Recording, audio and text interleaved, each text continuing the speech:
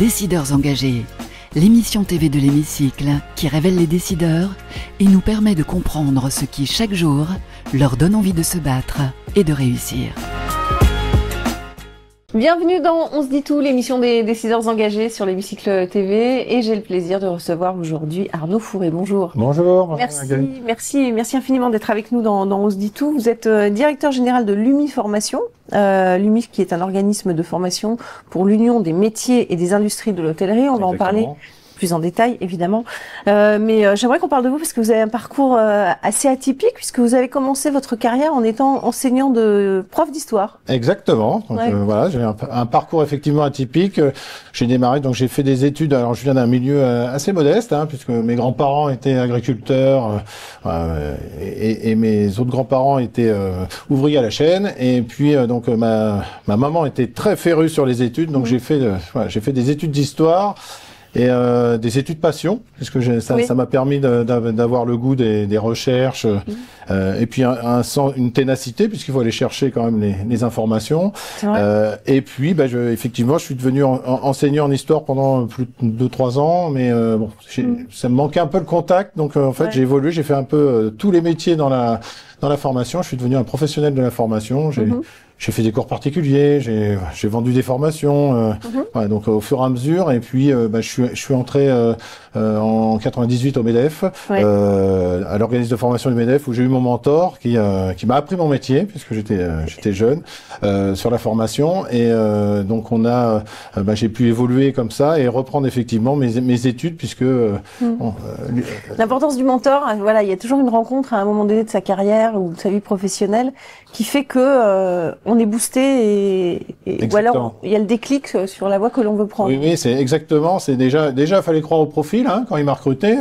J'étais prof d'histoire, je suis devenu commercial formation, donc faut quand même un beau pari, mais fallait croire au profil. Et puis surtout il m'a laissé surtout le rôle du mentor, c'est surtout il laisse, et aujourd'hui ça m'inspire dans mon management, c'est de laisser grandir les gens. Moi je suis rentré assez jeune dans cette entreprise avec très peu d'expérience, et il m'a laissé me développer, grandir pour effectivement, et il m'a laissé aussi m'envoler, il m'a accompagné puisque c'est à ce moment-là qui m'a laissé faire ma formation mon DESS ressources humaines pour clôturer mon parcours. Il m'a accompagné, il m'a obtenu le financement. Donc on va faire une parenthèse justement d'études pour pouvoir grandir. Se replonger dans les études, c'est pas simple non plus. Non, c'est pas simple, surtout que j'avais mon premier enfant qui était donc c'est grâce à mon épouse qui a géré ma fille qui est née pendant l'année. Donc oui, c'est pas simple mais ça m'a appris beaucoup de choses, parce que c'était aussi important de mettre un diplôme qui était plus en adéquation avec ce que je faisais. Alors justement, donc aujourd'hui vous êtes directeur général de l'UMI Formation. L'UMI, l'Union des métiers des industries et de l'hôtellerie, un secteur pas simple, qui est en crise, en pénurie de main d'œuvre notamment. Comment est-ce que vous abordez cette problématique? Est-ce que la formation est une réponse à ces problèmes de talent, de pénurie de talent? Oui, moi je vais vous dire que c'est la réponse, parce que moi ça fait 16 ans maintenant que je suis directeur général d'UMI Formation. On forme 40 000 stagiaires par an. Donc on a organisé plus de 6 000 stages. Aujourd'hui, ils vont pas trouver sur le marché du travail des personnes formées. Donc les jeunes ne restent pas dans la profession. Donc on forme 40 000 apprentis par an, donc ce qui est énorme. Oui, ils restent pas longtemps. Et ils restent pas. Si vous faites une analyse au bout de 3 ans sur combien de jeunes sont restés dans la profession, les chiffres ne sont pas bons. Donc aujourd'hui, ce que recherchent les professionnels, c'est quelqu'un de sérieux qui a un savoir-être. Et puis, la seule solution, c'est de le former. Et là, pour le coup, la formation continue, ce que l'on fait, c'est pour moi la solution, puisque de toute façon, ils ne vont pas trouver sur le marché la main-d'œuvre formée. On s'improvise pas dans ces métiers-là non plus. Ah non, c'est un vrai métier. Voilà, absolument. Donc, c'est des formations. Alors, comment est-ce que vous recrutez? Comment est-ce que ces personnes vont chez vous à l'UMI pour se former? En fait, on a plusieurs canaux, bien sûr. C'est déjà on est un organisme reconnu dans le secteur. On est l'organisme de la branche, puisque l'UMI Formation, ça a été créé par l'UMI en 2002, donc par André Daguin, notre grand chef étoilé, qui est inventeur du magret de canard, qui a créé avec mon président encore actuel, Michel Bédu, le centre de formation. Et donc on est présent, notre force c'est qu'on est présent dans toutes les villes de France. On est un organisme que je dis toujours qui est essentiellement provincial, puisque on est présent dans toutes les villes de province et en Outre-mer aussi, on est extrêmement présent. Et donc c'est cette proximité, puisque des établissements, il y a plus de 250 000 établissements dans les cafés, hôtels, restaurants. Donc il faut avoir de la proximité et les rencontrer, parce que je dis toujours, mon principal concurrent, c'est pas d'autres centres de formation, c'est sinon ils ne font pas de formation. Donc il faut les informer sur leurs droits, sur et surtout les accompagner, parce que les chefs d'entreprise, c'est très important qu'ils se forment. Sinon, vous voyez les défaillances dramatiques que l'on a en ce moment dans la profession. C'est ce que j'allais y venir. Il y a énormément de fermetures. Exactement. Dans la restauration, notamment. Alors, comment est-ce que vous expliquez ce phénomène?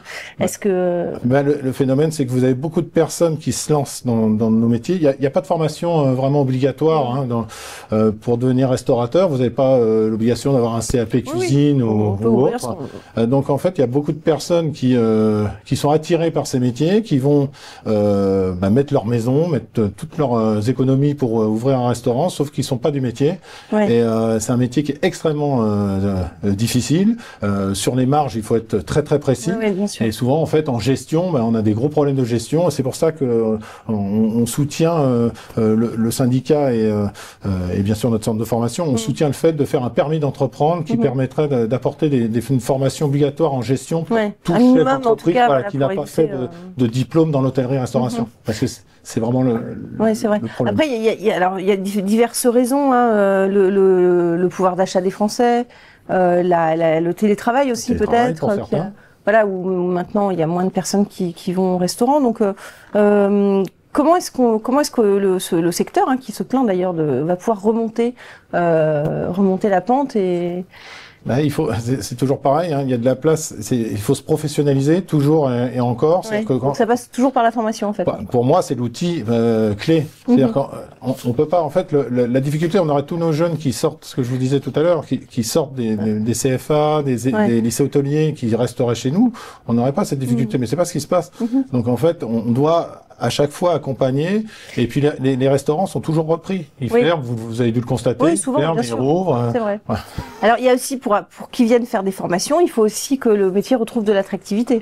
C'est essentiel. Le sujet. Donc ça aussi, c'est on veut plus être restaurateur ou on veut plus et on veut. C'est-à-dire que moi je constate toujours, il y a toujours plus de restaurants qui se créent chaque année. Ce que je vous expliquais, les restaurants ferment, ils sont toujours repris.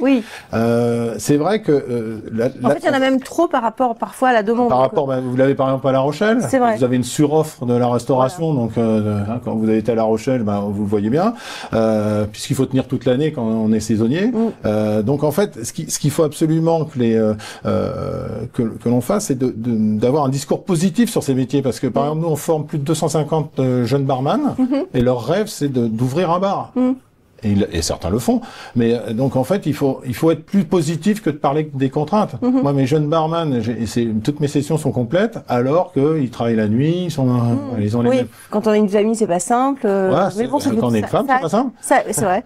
Donc ça attire toujours autant. Ça attire, mais il va falloir effectivement en parler de façon positive. Il y a beaucoup de succès, beaucoup de réussites. Vous avez quand même, c'est un ascenseur social énorme. C'est-à-dire que vous avez des très belles réussites. Où moi j'ai des chefs d'entreprise qui ont 1, 2, 3, 4, 15 établissements qui ont réussi alors qu'ils sont partis de la base. Donc on a encore cette possibilité d'une évolution sociale, mais il faut effectivement être bien formé, faire attention à la gestion, être très rigoureux. Et puis c'est un métier exigeant. Absolument. On n'a pas parlé de gravir les échelons aussi dans la profession. Après, j'imagine que l'UMI répond aussi à cette problématique. Oui, puis ça va très vite, l'ascenseur social. Par rapport à d'autres secteurs, c'est-à-dire que très vite, vous avez des responsabilités, vous managez des équipes très rapidement. Donc ça aussi, c'est pour ça qu'il faut les accompagner. Absolument. On va passer à la question de nos partenaires à présent, si vous le voulez bien. La question de Action Philippe Strait, pour commencer, l'association qui œuvre pour l'inclusion des personnes en situation de handicap dans le milieu professionnel. C'est juste après le jingle.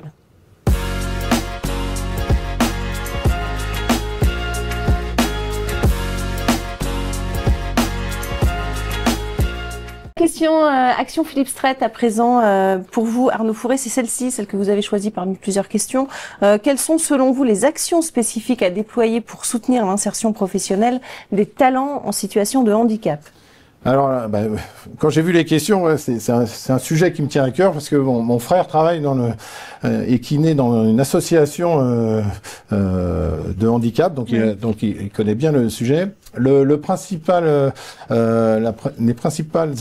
choses à faire, c'est d'aider les entreprises à manager la différence. C'est-à-dire qu'en fait, on a un public qui est différent. Donc, ça veut dire quoi? Ça veut dire qu'il faut que les professionnels viennent nous aider. Si vous voulez réussir en échangeant avec les professionnels du secteur, il va bien falloir que ces professionnels nous expliquent, nous les entreprises, comment faire, les accompagner. Ça veut dire quoi? Ça veut dire par exemple, bien sûr, sur l'ergonomie, sur comment dire, la performance. On peut pas demander tout de suite la même performance. Il faut accompagner forcément la personne. Donc on a, je pense, un déficit d'avoir des professionnels qui viennent nous accompagner, nous, les entreprises. Et je le vois bien, puisque je vois que mon frère est un professionnel, donc je vois bien qu'il a des connaissances que nous, on n'a pas, et qu'on a besoin de un lien entre ce monde professionnel et ce monde qui a exactement, pour qu'on puisse mieux accueillir, nous, les entreprises, ces personnes en handicap qui vont nous... un rôle de conseil, un petit peu. De conseil, aussi de faire comprendre, c'est aussi un projet d'entreprise, c'est-à-dire qu'il faut absolument que tout le monde soit enclin. C'est pas simplement je vais prendre un salarié qui va remplacer un autre salarié, c'est un autre projet. Bien sûr. Voilà, donc il faut sensibiliser parce qu'il faut aussi que la personne en situation de handicap se sente bien et soit bien intégrée dans l'entreprise et pas trop de pression que pourraient avoir d'autres salariés. Donc voilà, je pense que une des solutions qu'il faudra apporter, c'est effectivement un soutien beaucoup plus fort des professionnels qui viennent nous accompagner pour la réussite des personnes en situation de handicap. Très bien. La question d'Europhone à présent. Europhone qui est le partenaire du développement commercial B2B des entreprises, et c'est juste après le jingle.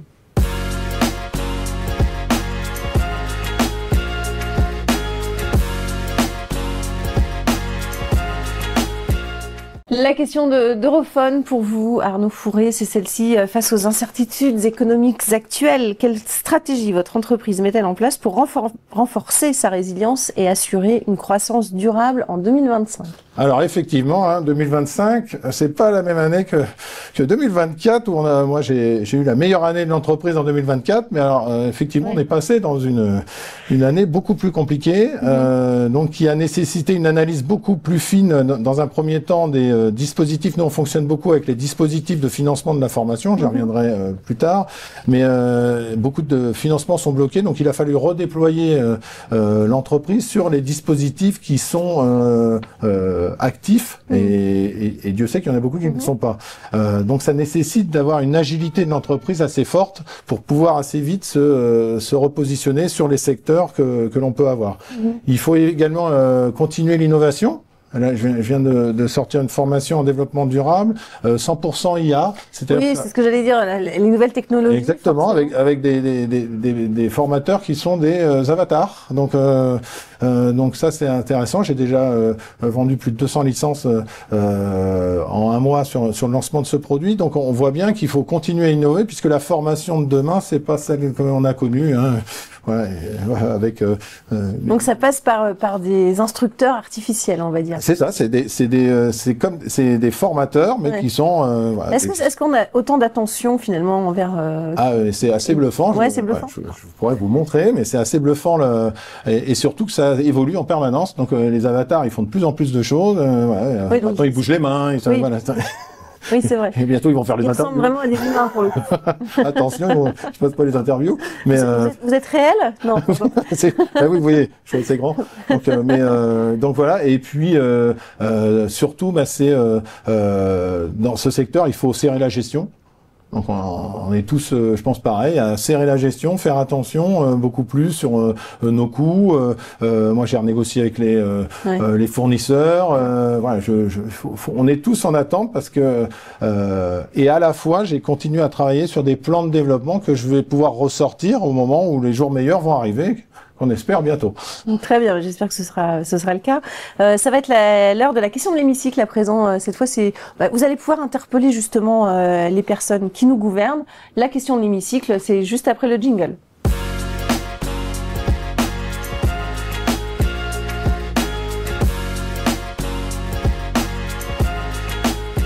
La question de l'hémicycle, à présent, qu'est-ce que vous avez envie de leur dire, Arnaud Fourré, justement, à ces femmes et ces hommes qui nous gouvernent? Vous avez 1 à 2 minutes, face caméra, droit dans les yeux, c'est à vous. Bien, moi je vais parler sur le secteur de l'information. Il est urgent de débloquer les fonds de l'information qui sont bloqués actuellement, puisque en fait on a réétatisé le fonctionnement des financements de l'information, qui repassent par l'État, et aujourd'hui ils sont bloqués avec les événements que tout le monde connaît. Donc il est urgent de débloquer ces fonds formation pour les demandeurs d'emploi, pour les salariés. Parce que le fait de ne pas former ou de limiter la formation des salariés et des demandeurs d'emploi, forcément, ça va baisser la compétitivité de la France. Voilà. Voilà, le message est passé. Pourtant, le gouvernement a fait passer une liste des métiers sous tension et tout ça. Exactement. Mais aujourd'hui, les financements sont bloqués. Donc encore. J'ai pas de problème de candidat, mais aujourd'hui, voilà, on est bloqué. Ok. Voilà. Merci Arnaud Fourré, merci beaucoup en tout cas d'avoir participé à notre émission. Merci à vous pour votre fidélité et on se retrouve évidemment très très vite pour un prochain numéro. Décideurs engagés, l'émission TV de l'hémicycle qui révèle les décideurs et nous permet de comprendre ce qui chaque jour leur donne envie de se battre et de réussir.